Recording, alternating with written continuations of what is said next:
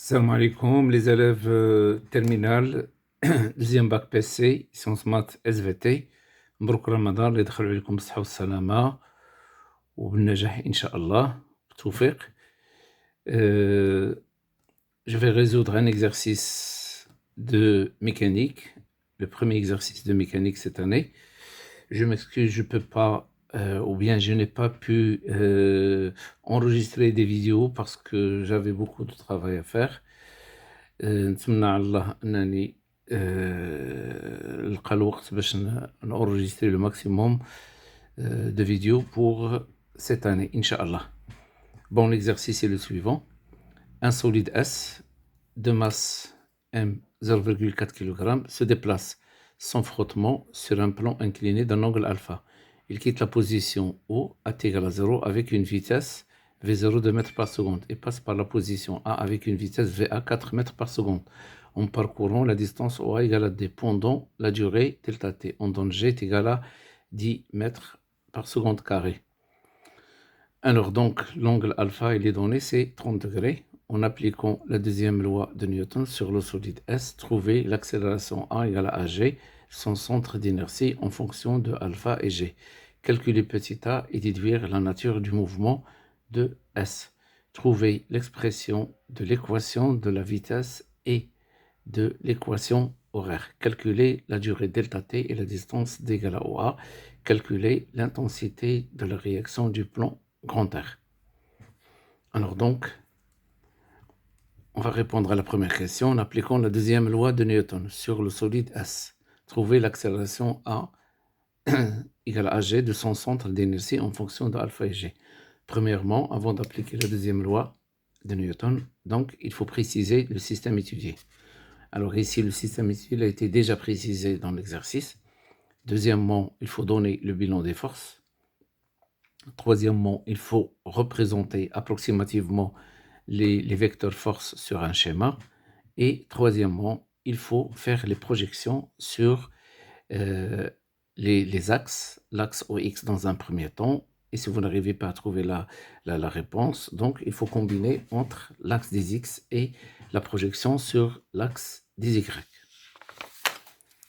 Alors donc, premièrement, nous avons donc le bilan des forces. Le bilan des forces qui s'exercent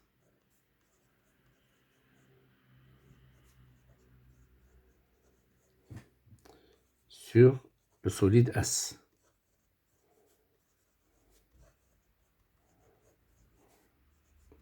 Donc ici, dans cette phrase, on a donné le bilan des forces et en même temps, on a précisé le système. Donc, il y a le poids P, et grand R, la réaction du plan de contact. Ici, le plan de contact, c'est le plan incliné. Alors, deuxièmement, je dois représenter ces deux vecteurs. Puisqu'il y a absence de frottement, donc il y a déplacement ou bien le solide se déplace sans frottement, donc le R est perpendiculaire à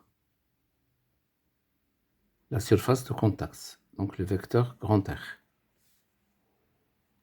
Voilà. Donc le point, il est vertical, il est perpendiculaire au plan horizontal. Voilà le vecteur P.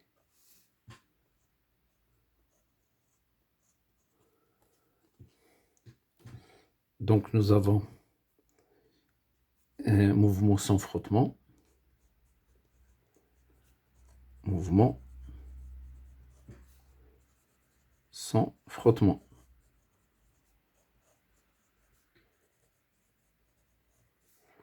Donc, le vecteur R perpendiculaire au plan de contact. Au plan de contact. Alors maintenant, deuxième loi de Newton.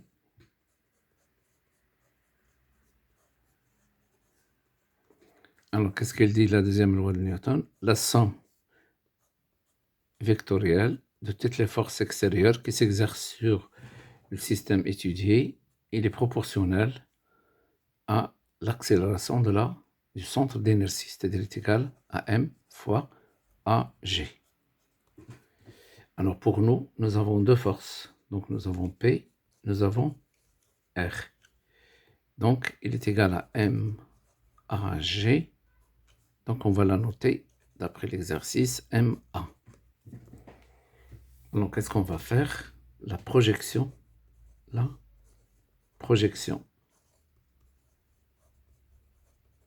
sur l'axe OX.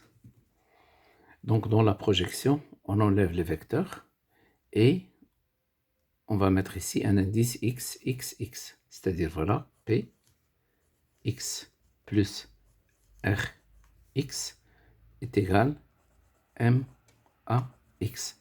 C'est-à-dire est égal à M, A. Là, une remarque.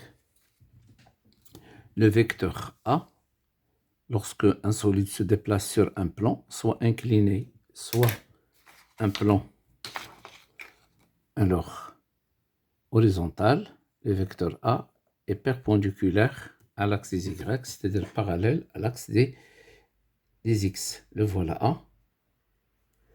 Alors, et là, le sens du mouvement, si le mouvement est accéléré, il a le sens opposé si le mouvement est retardé. Donc, dans tous les cas, A est perpendiculaire à l'axe OY. Donc, nous avons A perpendiculaire à OY. Donc, AY égale à 0 et AX, c'est A. Voilà noter petit a. Alors, maintenant, on va chercher Rx. Nous avons le R perpendiculaire à l'axe des X. Donc, Rx est égal à 0. Donc, R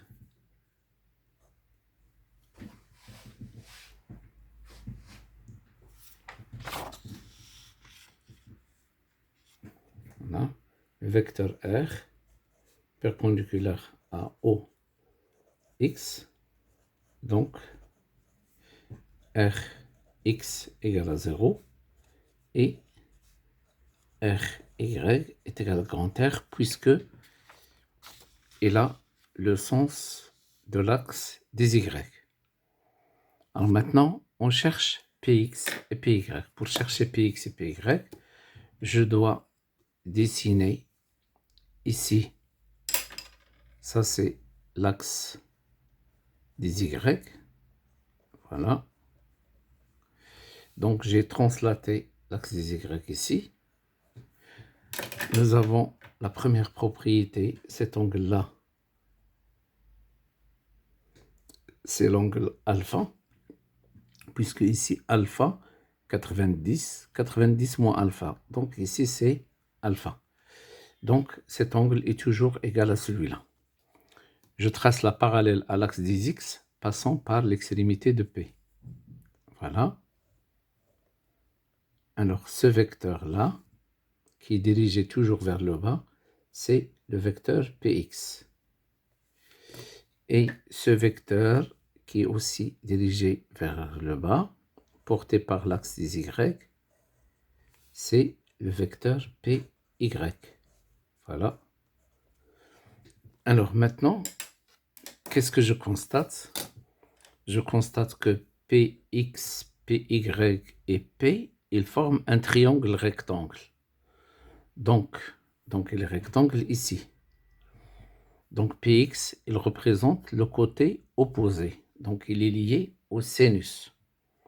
Je regarde le sens de Px. Il est le même sens que x. Donc Px, sans flèche, c'est-à-dire, il est négatif, il est positif. Donc, nous avons Px, donc nous avons une propriété, Px, il est égal plus ou moins mg sinus alpha. Et Py, il est égal moins mg cos alpha. Alors donc le Px, il peut être positif, il peut être négatif, mais à condition que l'angle alpha, c'est l'angle d'inclinaison du plan incliné, c'est l'angle ici. Alors donc, pour nous, on aura toujours Px imma plus mg sinus alpha ou bien moins mg sinus alpha. Il suffit de regarder seulement le sens. Dans le même sens, donc c'est mg sinus alpha. Par contre, Py, il est toujours dirigé dans le sens opposé de l'axe y, donc il est toujours moins mg cos alpha. Donc, dans ce cas,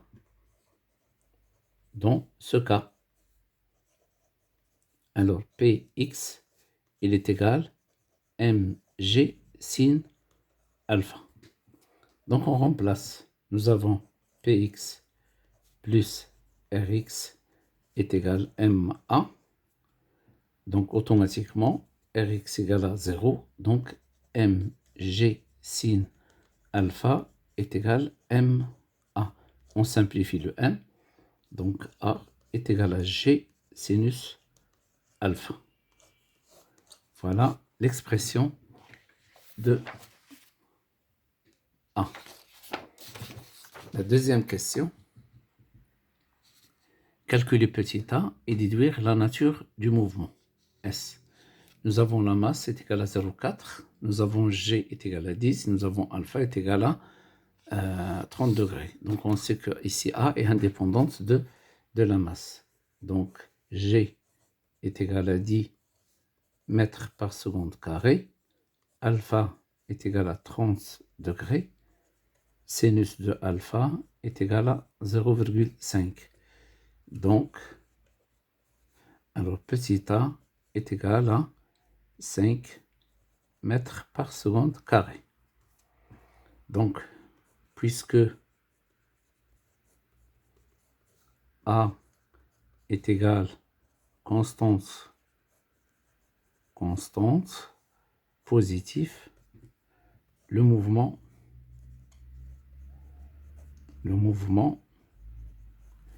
est rectiligne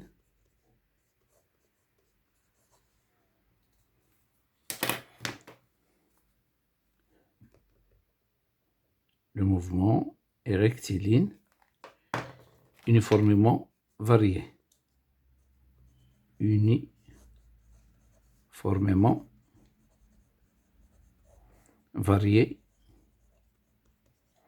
Accéléré.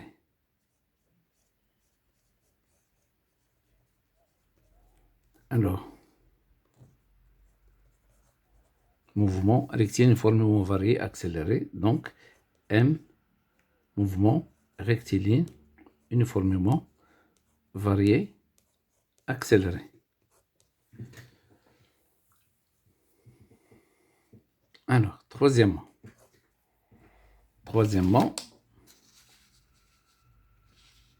trouver l'expression de l'équation de la vitesse et de l'équation horaire. Trouver l'expression de l'équation de la vitesse et de l'équation horaire. Alors, donc ici, normalement, nous avons si A est égal à une constante différente de 0. Donc, on peut écrire V est égal à T plus V0. Ça, c'est l'équation de la vitesse. Et X est égal à 1,5 AT carré plus V0T plus X0. Alors, ça, c'est l'équation horaire. Mais, pour les élèves de PC et de sciences maths. Alors, ils doivent, avant d'écrire les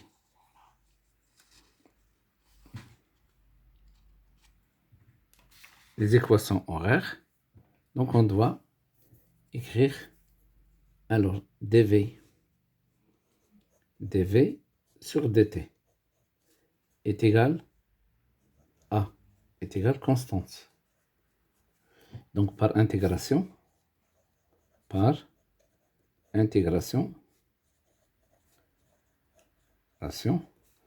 on a donc v est égal à fois t plus v0. Donc ça c'est l'équation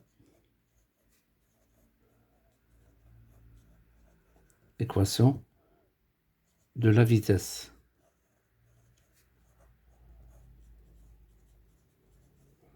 L'équation de la vitesse. Voilà. On remplace le A, on remplace le V0.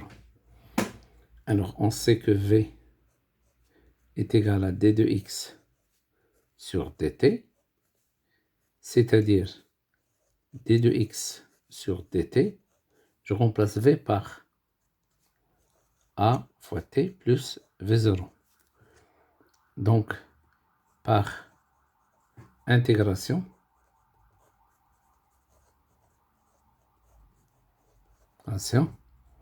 on a, voilà, x est égal 1 demi. On enlève celle-là au carré, demi a t carré, plus v0t plus x0.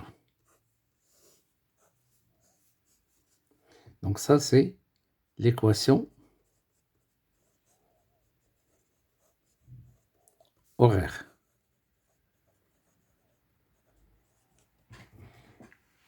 Alors maintenant, nous avons A est égal 5 mètres par seconde carré. Nous avons V0, d'après l'exercice.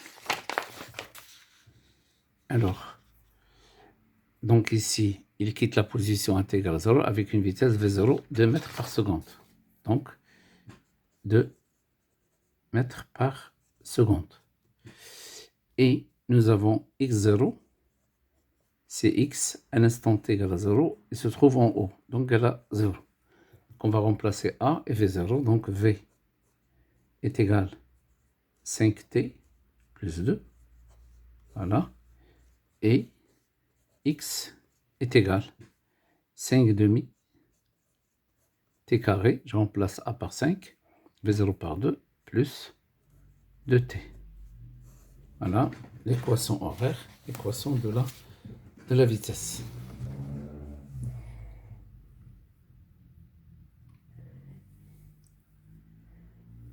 Alors, quatrièmement, calculer la durée delta t et la distance petit d.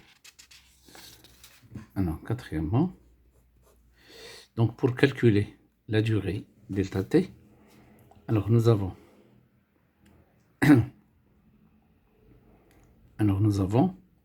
petit a est égal delta v sur delta t. Alors cette relation, lorsque le mouvement est un mouvement rectiligne uniformément varié, donc a accéléré, donc a est égal à delta v sur delta t. Normalement, cette relation devient cette relation. Il vient de l'équation de la vitesse. V est égal à A t plus V0, V1, T1, V2 est égal à T2 plus V0. Alors, V2 moins V1, c'est AT2 plus V0 moins AT1 plus V0. Donc, le V0, V0 se simplifie. Il est égal à A facteur de T2 moins T1.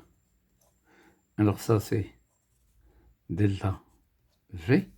Et celle-là, c'est delta T. Donc, petit a est égal delta V sur delta T. Donc, j'ai le droit de l'appliquer directement lorsque le mouvement est rectiligne, uniformément varié, soit accéléré, soit retardé. Alors donc, je vais l'appliquer entre les deux points. Donc, delta T est égal delta V sur A. Donc, entre O et A, c'est VA moins VO sur petit a. Donc, delta T est égal. Alors, nous avons VA égale à, donc le VA c'est 4, VO c'est 2. Donc, c'est 4 moins 2 divisé par 5. Donc, c'est 2 divisé par 5.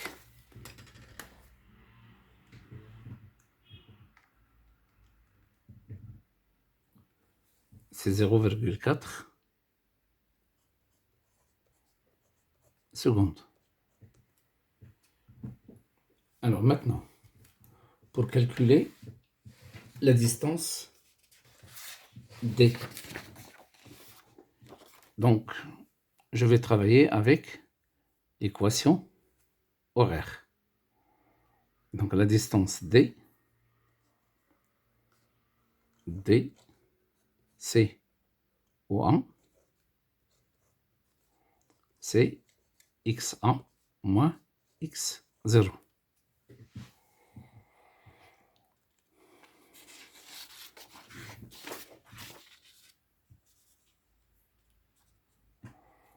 Donc OA, c'est x1 moins x0, c'est-à-dire c'est 1 demi A t carré A plus V0 TA plus x0 moins x0. Donc, OA est égal à 1 demi A TA carré plus V0 TA, c'est-à-dire 5 demi TA au carré plus 2 TA. Alors, maintenant, delta T, c'est TA moins T0. T0 égale à 0, donc TA est égal à delta T est égal à 0,4 secondes. Donc on remplace OA est égal à 5 demi 0,4 au carré plus 2 fois 0,4.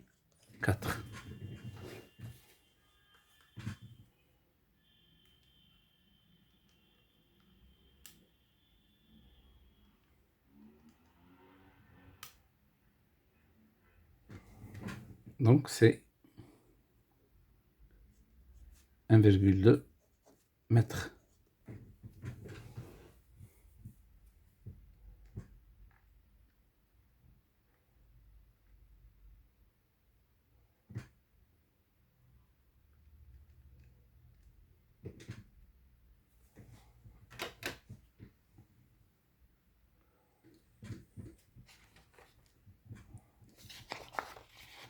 La question suivante.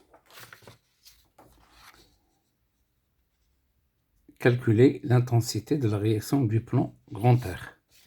Donc cinquièmement. Donc nous avons toujours la deuxième loi de Newton. Deuxième loi de Newton. Alors donc, P plus R est égal à MA.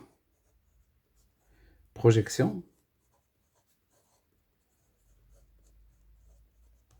sur l'axe OY. Donc, PY plus RY est égal à MAY égale 0. On a déjà vu que AY il est égal à 0 puisque nous avons dit que le A il est perpendiculaire à l'axe OY. Alors, on a déjà vu que PY est égal à moins mg cos alpha. Donc PY, le côté adjacent, il est dirigé vers le bas. Donc c'est dans le sens opposé de Y, moins mg cos alpha. Le RY, il est égal à R. Donc on remplace moins mg cos alpha plus R égale à 0. Donc R est égal à mg cos alpha. Donc voilà l'expression de l'intensité. R est égal à 0,4 fois 10 fois cos de 30. C'est racine carrée de 3 sur 2.